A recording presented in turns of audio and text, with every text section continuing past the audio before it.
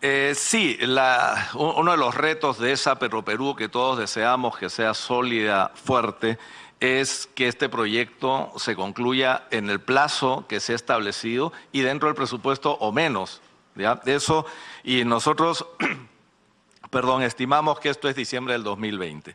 Con relación a la población, se está involucrando cada vez más a la población de Talara. Nosotros hemos vivido una etapa de incógnita con un presupuesto a mitad de camino, con un proyecto desarrollándose sin saber finalmente el costo del mismo, porque no se habían adjudicado estas unidades auxiliares. Ahora ya tenemos la claridad de las cifras y se están haciendo trabajo. Siempre hay en toda población las demandas de que se intensifique la participación de la población, pero también seamos conscientes, y le estamos haciendo mucho seguimiento a eso y en nuestra opinión se está cumpliendo, de acuerdo a los parámetros del estudio de impacto ambiental. Pero también seamos conscientes que las empresas contratistas, para asegurar una calidad determinada, lo que dicen es: yo tengo que asegurarme que la mano de obra calificada realmente sea calificada para que después el proyecto no entre. Sí, correcto, se viene trabajando en ello. Ok, con relación a las preguntas del congresista Tubino.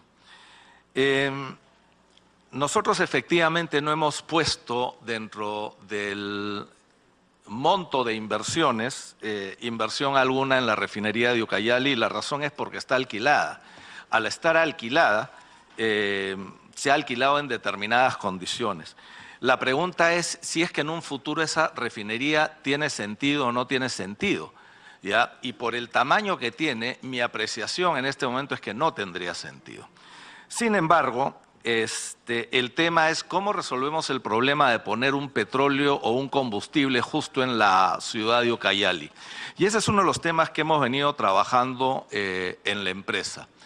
Hoy la fijación de precios se determina en función a estos parámetros de paridad de importación. Es decir, se importa el combustible, llega al Callao y de ahí el costo hasta determinadas ciudades. Una de las cosas que se viene trabajando en la empresa es si es que deberíamos tener un precio único en todo el país. Y eso es un tema que significa subsidios por un lado y sobrecostos por otro. Entonces, venimos trabajando con ello. Con relación al tema de... Sí, se le concede la interrupción, congresista Tubino. Sí, muchas gracias, señor presidente. Acá de lo que se trata, señor presidente, es lo siguiente. Primero, yo no sé si el señor presidente de Petroperú ha visitado la refinería de Pucallpa. Yo he estado hace una semana o hace 10 días allí. Esa refinería está en condiciones de refinar y, no solamente petróleo diésel, gasolina de 90 y refina gasolina también de aviación para el aeropuerto de Pucallpa. Está en condiciones de abastecer todo el consumo que tiene Pucallpa y la región Ucayali. Y sin embargo, yo insisto en lo que he dicho. O sea, ¿cómo es posible que una empresa como Petroperú, a una empresa que no estaba en buenas condiciones económicas, le alquiló, habiéndose vencido en el año 2014 por 10 años más? Y luego, prácticamente, las acciones que toma en beneficio operativo de Petroperú terminan cobrándosela al pueblo ucayalino y ahogando a la refinería de Pucallpa. ¿Eso es lícito? ¿Eso está bien que haga una empresa del Estado? ¿Es correcto que prácticamente esa exoneración de IGB para el desarrollo de la Amazonía y del impuesto selectivo al consumo prácticamente se lo come Petroperú en transporte y el pueblo tiene que pagar eso? No tiene ninguna lógica, ningún sentido. Entonces, mi reclamo es ese. Y yo estaría en condiciones de adoptar otro tipo de actitud si Petroperú fuera transparente. Hoy día, en el Perú, se le pide a los políticos, se le pide a las empresas que sean transparentes. ¿Qué significa que sea transparente? No dejes dudas de tu accionar. Petroperú deja dudas, por supuesto. porque no quiere decir cómo desglosa su precio de lista. Entonces, si yo digo, el precio de lista no está siendo afectado por el movimiento que estamos haciendo de combustible a Iquitos, a ver, pues demuéstremelo, porque realmente si tenemos refinería ahí, debería cobrarnos lo mismo que se cobra en Conchán, al mismo precio que se compra en Talara. Eso sería lícito. Lo demás es ilícito, porque en este caso Petroperú cobra por la refinería y su alquiler en Pucallpa, y luego le cobra al pueblo cayalino el transporte del combustible. No puede ser, señor presidente, es completamente ilícito. Entonces, una compañía que está generando un problema, pone el carburante para el problema social que se está engendrando.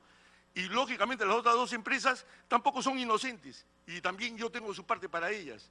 Yo estoy totalmente imparcial, y totalmente imparcial en defensa del pueblo cayalino. Es un absurdo lo que hace Petroperú.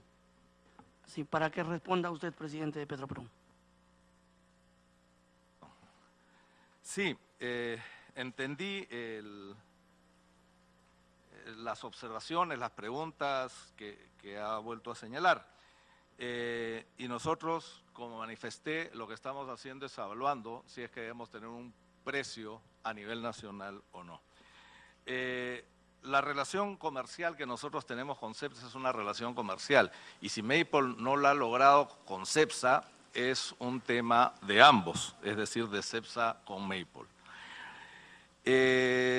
Con relación a la información que hizo referencia… Sí, una segunda, por favor, porque ya tiene que terminar de responder. Solamente decir lo siguiente: Petroperú alquila la refinería, luego compra todo el petróleo de CEPSA, deja sin combustible crudo a la refinería y dice que no tiene nada que ver. No, es ilógico, nuevamente, no hay que ser un experto. Continúe, invitado. Con todo el respeto, entiendo lo que señalan, no lo comparto, y tengo que ser, y vengo siendo transparente en mis comentarios.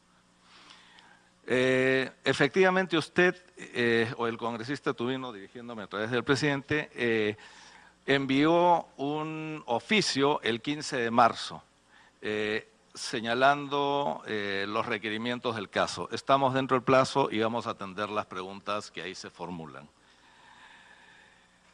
Eso con relación a las preguntas del congresista Tubino. Con relación a las preguntas del congresista del Águila, nuestra posición respecto a la ley 30-130, y basado también en la pregunta que hizo el congresista Reati, si fuese un privado, si es que hubiese hecho esta inversión. Me han hecho esa pregunta 1000 veces. Y yo digo, cualquier respuesta sería especulativa. A mí lo que me tocó vivir fue entrar a una empresa, venir a contribuir primero como gerente general desde el 6 de septiembre en Petroperú y luego como presidente directorio el 1 de diciembre, y desde una óptica absolutamente financiera, con los avances que ya se tenía en la refinería, mi posición era continuar con ella, por el avance ya dado. El tema legal me quedaba clarísimo porque había un mandato del Congreso de la República para hacer la refinería. Y políticamente iba a ser muy difícil que el Congreso, al menos era mi lectura, derogue esa ley. Entonces… Me permite, señor presidente, sí. Disculpa que le interrumpa. Contando con la presencia de los colegas congresistas Úrsula Letone y el congresista Carlos Domínguez, contamos con el quórum reglamentario, pasamos de sesión informativa a la sesión 12ª sesión ordinaria. Bien, puede continuar, señor presidente. Gracias, presidente. Entonces, nuestra posición es de cumplir la ley. Hay un mandato, ese mandato lo dio el anterior Congreso de la República y nosotros le estamos cumpliendo. Como segundo punto está el tema del oleoducto y la seguridad. Definitivamente es frustrante para nosotros como empresa querer desarrollar la actividad porque no, al menos yo no he tenido la capacidad de convencimiento suficiente, y ahí lo atribuyo a título personal, no al título de la empresa. Yo no he tenido la capacidad de convencimiento suficiente para lograr la seguridad del ducto o que se capturen a los terceros que vienen atentando contra esta infraestructura nacional. Y eso nos está quitando desarrollo en la Amazonía. Las empresas petroleras, y este tal vez debería ser el proyecto más importante que tenga el Estado, las empresas petroleras tienen muchos problemas. Yo diría que son 7. El primero de ellos es el problema de los plazos de adjudicación de lotes que se estaría resolviendo con este proyecto de ley. El segundo problema son las tasas de regalías, que algunas son altas, otras han sido bajas, y en el mundo lo que funciona son tasas variables, de manera que cuando el precio internacional está arriba, el Estado, a través de un ajuste, recibe más, pero cuando el precio está abajo, las empresas petroleras, si no pueden continuar con sus operaciones, lo que terminan haciendo es parando las operaciones. No se pagan regalías, no se recibe canon y no hay actividad económica. El impacto es muy fuerte. El tercer problema es la confiabilidad en el ducto. Tenemos un ducto antiguo. Y el cuarto es el problema del costo. ¿Por qué? Porque las tarifas, de acuerdo a las normas vigentes, hacen que se traslade el íntegro del costo hacia la empresa que va a recibir el servicio. Entonces, si Petroperú resulta ineficiente, que sea un tercero el que lo pague. Quinto problema son las demandas sociales por la ausencia del Estado. El sexto son las exigencias ambientales, que son mucho más allá de lo que países vecinos nos lo plantean. Y el último punto es el tema de seguridad. Si no le vamos a dar seguridad a nuestro ducto, no hagamos proyectos, porque permanentemente va a estar siendo cortado. Entonces, hay que resolver esto de una manera integral. El congresista Reategui le pide una interrupción. Congresista Reategui tiene la palabra. Sí, muchas gracias, presidente. Muchas gracias al presidente de Petroperú. ¿Quiénes son los que cortan el ducto? ¿Quiénes son estas personas? ¿Ha podido identificarlas? ¿O son las propias comunidades quienes las hacen? ¿O son extranjeros quienes las hacen? Porque no es la primera vez, es N veces que cortan el ducto. ¿Y cuál es el negocio ahí? O sea, que realmente, ¿por qué cortan el ducto? ¿O es que quieren sabotear, yo diría, la nueva refinería de Talara, no la que van a reconstruir, sino es una nueva refinería en realidad? ¿Ya? ¿Por qué hacen eso? O sea, ¿cuál es el negocio adicional? ¿O es que traquetean petróleo pesado, crudo? Imagínate trasladar de un lado al otro. O sea, ¿cuál es el negocio? ¿De quién es el negocio esto? O sea, o es un acto de terrorismo que existe ahí como para que empezar poco a poco una situación difícil para el país, ¿no? Pero si usted lo ha dicho bien claro, si las fuerzas de seguridad no pueden ni siquiera controlar esto, cualquier inversión no puede tener un sustento debido. Entonces, mejor es cortemos de una vez el ducto o mandemos agua mejor de la Amazonía acá a toda la sierra del Perú, de repente podemos irrigar a toditos los desiertos de Piura. Pues podría ser, ¿no? No, de verdad, pero si no vamos a poder traer agua, al menos traeremos, ¿no? Por eso es que mi pregunta es, ¿de quién es el negocio de cortar el ducto? O sea, ¿cuál es el caucao, como se dice acá? Porque esto no puede ser, pues, que todos los años, todos los meses tenemos este problema. O son organizaciones que se dedican a sacarle plata al Estado supuestamente porque hay un derrame de petróleo, pues entonces las comunidades han sido afectadas, pues miles de hectáreas y por lo tanto tenemos que dar plata, más plata, más plata, más plata, más plata y listo. Y Perú hay que compensarlos. O sea, no, de verdad que no, si no tenemos esta situación bien clara es bastante difícil poder solucionar este problema, donde que se concluiría, en todo caso, si no va a haber una solución a este problema, entonces la nueva refinería de Talara se convertirá en importador neto para refinar petróleo, ¿verdad? Bien, gracias, congresista. Puede responder las preguntas de los colegas y también la interrupción que ha sido formulada por el congresista Reati. No quiero evadir una respuesta porque es la Fiscalía la quien tiene que... Sin embargo, a mí me queda claro ante la pregunta, la forma como está formulada y quién se beneficia. Bueno, se beneficia el que hace la remediación. Eso no necesariamente significa que el que hace la remediación sea el que haga el corte, pero ahí hay alguien que se beneficia de manera directa, ¿no? Yo no me siento en condiciones de decir que son las comunidades o son otros, o sea, yo no puedo señalar quiénes son, pero los negocios, y entendámoslo en la amplitud del término, o sea, las actividades empresariales que se generan después de un corte, no es tanto cubrir el corte que se ha hecho, sino es la remediación ambiental. ¿Cómo se resuelve todo esto? Todo esto nosotros venimos trabajando con lo que es la participación de las comunidades para el desbroce y la alerta temprana, pero ese es un proceso que va a tomar tiempo.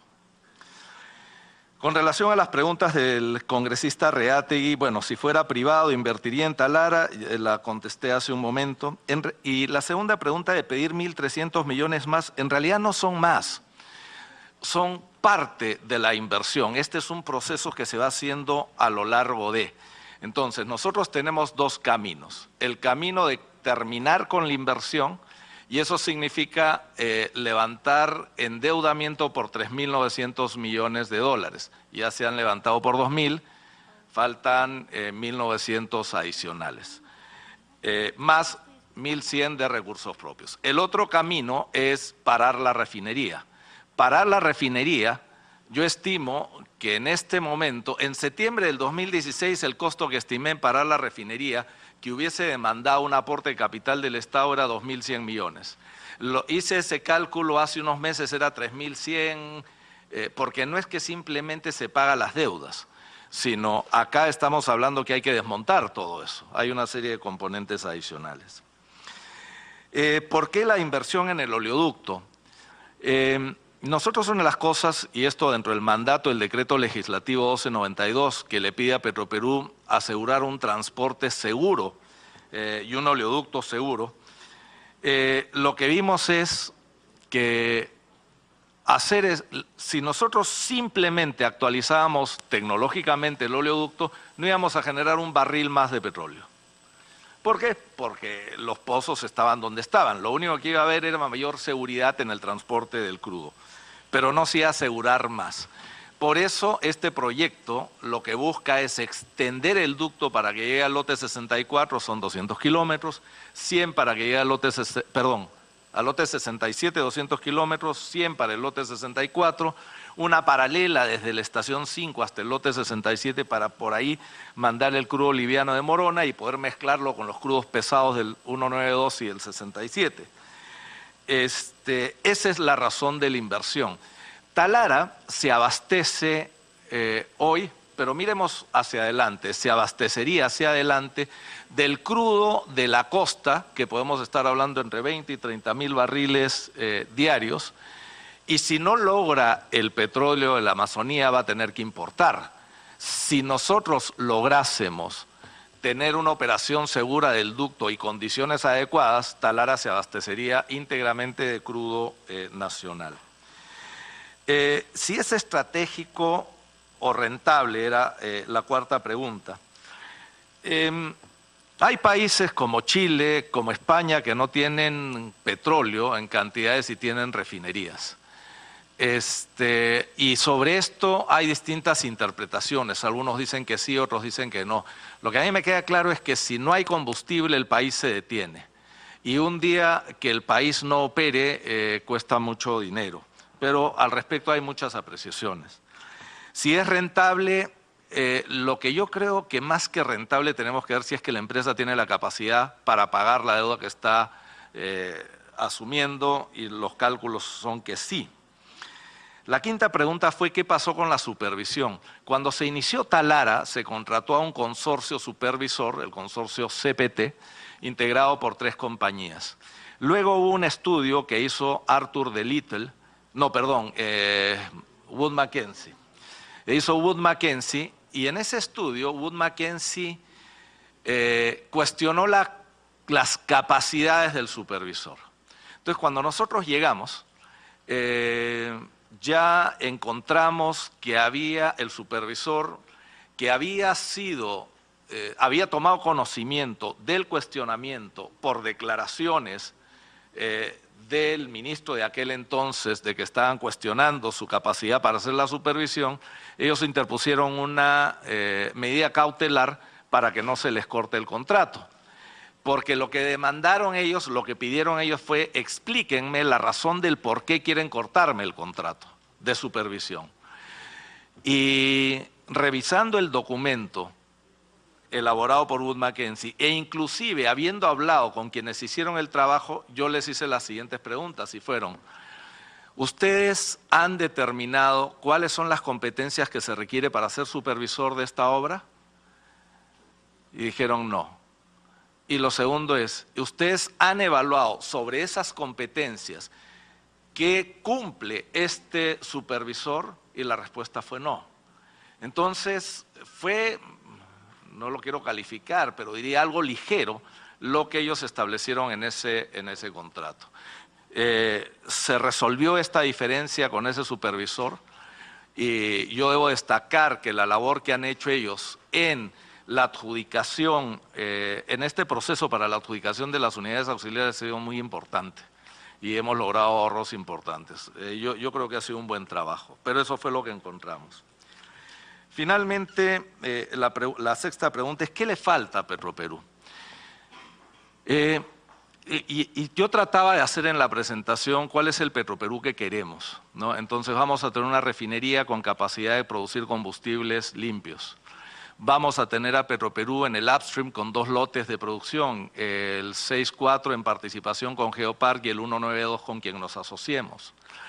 Luego vamos a tener un oleoducto que va a estar extendido, ¿ya? Y va a estar actualizado tecnológicamente.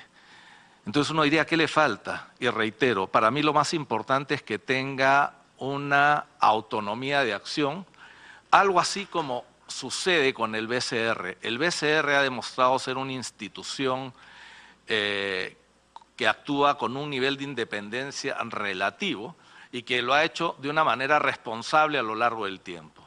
Petroperú requiere algo así, requiere tener directorios que puedan establecer lineamientos hacia la administración de la compañía y que sean directorios que empiecen a mitad de mandato del gobierno de turno y terminen a mitad de mandato del siguiente gobierno será que haya un traslape y sostenibilidad adecuados. Si eso no se da, Petroperú será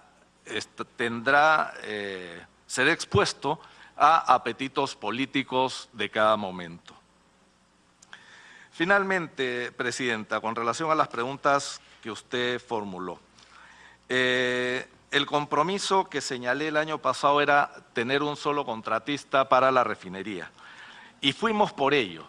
Fuimos en un proceso de negociación con Técnicas Reunidas y Técnicas Reunidas, la propuesta económica que nos hizo para lo que hoy cuesta 936 millones de dólares fue por un valor muchísimo más alto. Ante esa situación, lo que optamos fue por lanzar un concurso y por ello no concentramos en un solo contratista. Pero lo que íbamos a tener era Técnicas Reunidas como contratista de las unidades de proceso y de ahí vamos a tener tal vez 5 contratistas por unidades auxiliares. Y eso iba a ser un caos. Hoy tenemos 2 contratistas. Otro de los compromisos fue dejar operativo el oleoducto norperuano y hemos cumplido con ello. Tenemos un oleoducto que no está actualizado tecnológicamente y que hay que hacer algunas reparaciones, que es natural, pero este compromiso se cumplió. El tercer compromiso era el costo de la modernización. Y en el costo de la modernización, nosotros en diciembre, al ver este diferimiento en el plazo de la adjudicación de las unidades auxiliares, estimamos 5.400 millones. Hemos logrado, y gran parte de ello por la buena apreciación que cuando se emitieron los bonos corporativos de Petroperú tenía el mercado de capitales respecto al país, se consiguieron condiciones de tasa y plazo adecuadas que han permitido reducir el monto de la inversión. ¿Cómo garantizamos esta inversión? Respecto al monto, yo diría que tenemos el 95% ya cerrado. Siempre en las obras salen adicionales y no es que quiera entrar bajo el esquema de las famosas adendas, pero hay rangos que son razonables. Nosotros, hasta el momento, con técnicas reunidas, venimos negociando como adicionales el equivalente a 1% del monto tratado. La Contraloría interviene cuando excede el 15%. ¿Qué avances hemos tenido respecto al decreto legislativo 1292? Con relación a una operación segura del oleoducto, esto requiere un proyecto de mayor alcance. Se ha venido trabajando con el oleoducto, reparando aquellas partes que requieren ser reparadas, pero la actualización requiere un proyecto más grande. Sí se ha hecho definitivamente, respecto a ese decreto legislativo, se ha aprobado el reglamento de adquisiciones y contrataciones de Petroperú y eso ha agilizado las actividades. Otro de los puntos señalados fue cuando sube y baja el precio del crudo, cómo es que eso no se nota o no se traslada inmediatamente a la sociedad. Y acá hemos tomado una posición intermedia, ya sujeta a ser perfeccionada. Y nosotros lo que estamos haciendo es, siendo consciente de los riesgos que esto representa, pero nos estamos moviendo con las mismas tendencias que señala Ocinermin. ¿Qué cosa sucede cuando alguien tiene un inventario, ya sea de crudo o de combustible, y el precio internacional sube? Si uno realiza ese inventario a ese precio bajo, cuando tenga que, con el dinero que lo ha realizado, comprar la misma cantidad a un precio más alto, se va a generar una pérdida. De igual forma, cuando el precio baja, ya, si uno baja el precio, igualmente va a generar una pérdida. Entonces, son temas de cobertura que estamos evaluando en la empresa para tratar de que aquellos efectos sean trasladados directamente a la población. Y finalmente, la última pregunta que tengo anotada, Presidenta, fue con relación a los pozos petroleros que se están explorando en Huánuco. Ahí el ente adecuado es Perupetro, ¿no? Que ellos son el ente estatal que está a cargo de la adjudicación y de la administración de todos los lotes. En Puerto Inca, la provincia de Puerto Inca, claro que sí. Bien, le damos la bienvenida a la congresista María Elena Foronda, que nos acompaña en la sesión, de la misma manera a la congresista Rosa Bartra. Continuando, porque han ido surgiendo en el camino luego de que empezó a responder las preguntas el presidente de Petroperú, la congresista Marisol Espinosa también quiere hacer algunas interrogantes. Tiene la palabra congresista Espinosa. Gracias, Presidenta. Más que una interrogante, es una preocupación trasladarla al presidente de Petroperú. Varias empresas talareñas se quejan porque están impagas, ¿no? Generalmente son las subcontratistas las que realizan este tipo de operación. Más o menos se ha calculado que hay 2 millones de deuda y la señora Claudia Moncada Alemán es el dirigente del gremio de construcción civil y la Cámara de Comercio son las que se han pronunciado sobre esta situación. Le cito concretamente el secretario de Defensa del Sindicato Único de Construcción Civil, Omar Sánchez Valladares, denunció que las empresas subcontratistas básicamente pagan incluso una cantidad diferente a la de la boleta de pago. Entonces, la preocupación otras porque no entregan boletas y otras porque no pagan de acuerdo al sistema que les correspondería, que es el tema de construcción civil. Entonces, estas situaciones son las que generan después reacciones, porque si viene una empresa que al final queda mal con las empresas locales, entonces genera al interior de la provincia de Talara, de la zona de Talara, un gran problema. Los trabajadores están solicitando que las contratistas incluyan directamente a los trabajadores en las planillas. Y esta es la preocupación que le traslado al presidente del directorio de Petroperú con la información exacta. Gracias, congresista Espinosa. Le damos la bienvenida a la congresista Jenny Vilcatoma y también le cedemos el uso de la palabra a la congresista María Elena Foronda. Gracias, presidenta. A través suyo un saludo cordial al presidente de Petroperú y a mis colegas parlamentarios. Solamente quería, estaba escuchando y por eso me he acercado, quería hacerle un par de preguntas al señor presidente. Si ustedes en sus costos de operación están considerando los pasivos ambientales que han generado por más de 50 años, y si estos van a ser o no van a ser parte de un proceso real de remediación ambiental. Porque aquí en el Congreso de la República se aprobó por el Congreso, en pleno, crear una comisión investigadora sobre el tema de derrames de petróleo y hay evidencias que seguramente después van a llevar a abrir procesos conforme dice la legislación peruana de investigación contra quienes resulten responsables, que no es el tema de esta reunión. Pero yo quisiera saber si ustedes están incorporando en sus costos de operación el tema de la remediación de los pasivos ambientales y de operación en el tema ambiental. ¿Cómo lo están previendo? ¿Se han considerado en sus costos, por ejemplo, en su presupuesto, la realización de una auditoría de todo el tramo? Porque hace poquito se ha producido otro derrame, ¿no es cierto? Y estamos como parchando con curita lo que es un cáncer. Y esto está generando un impacto negativo a la salud de quienes habitan en este territorio, a los ecosistemas, a los recursos hídricos, etcétera. Yo sé que a veces cuando se ve el tema de la operación de la empresa, se olvida del entorno donde está a veces desarrollándose, ¿no? Yo quisiera saber cómo está esto, y si han pensado, supongo que reflotar la refinería de Talara, y también el ducto que ahorita está en los tres ramales que hay con graves problemas de funcionamiento, ¿no?